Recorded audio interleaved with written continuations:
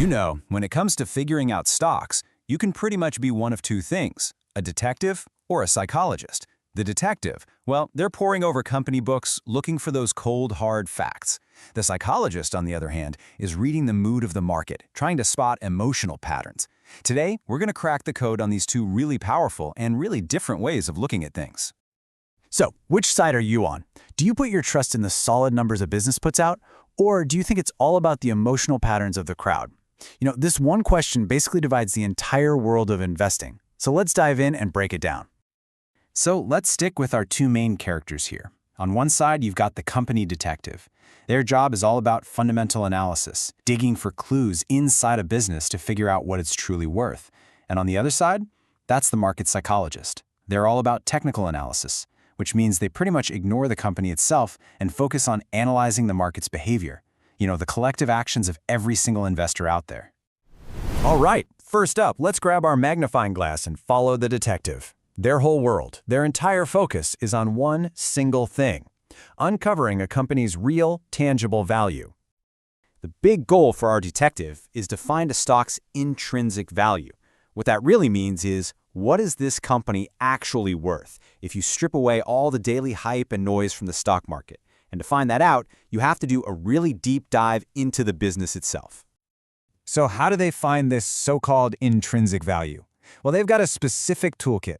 They are digging through financial statements, combing through annual reports, and calculating all sorts of key ratios. They're looking for hard evidence of profitability, solid working capital, and of course, positive long-term trends to build their case. But here's a twist in the case. The evidence can be messed with. Some companies use this little trick called cookie jar accounting. Basically, they hide some profits in a really good year and then pull them out of the cookie jar in a bad year. Why? To make their growth look way smoother and more stable than it actually is. It's a huge reminder that a good detective always has to question the evidence. Now check this out, because this slide shows the detective work in action. At first glance, you look at this table and you see revenues and earnings dollars going up every single year. Looks fantastic, right? But hold on. The detective goes one step further and calculates the net return percentage. And that's where they find the real story. The company is actually getting less efficient and less profitable each year. This is a perfect example of why you can't just look at the big, flashy numbers on top. All right, let's put down the magnifying glass and leave the detective's office. It's time to step into the mind of the market psychologist. This approach is completely different. It's not about the company's books. It's all about collective human behavior. See, the market psychologist, or what we call a technical analyst, believes that everything you could possibly need to know is already reflected in a stock's chart. They study past prices, trading volume, all of it, looking for patterns and indicators. They aren't reading an earnings report. They're trying to read the market's collective mind. Their whole philosophy is built on one core belief. The market isn't random. It's driven by human psychology. Things like fear, greed, and that herd mentality where everyone just follows the crowd. And these very human emotions create predictable patterns in what otherwise looks like total chaos. The psychologist's job is to spot those patterns.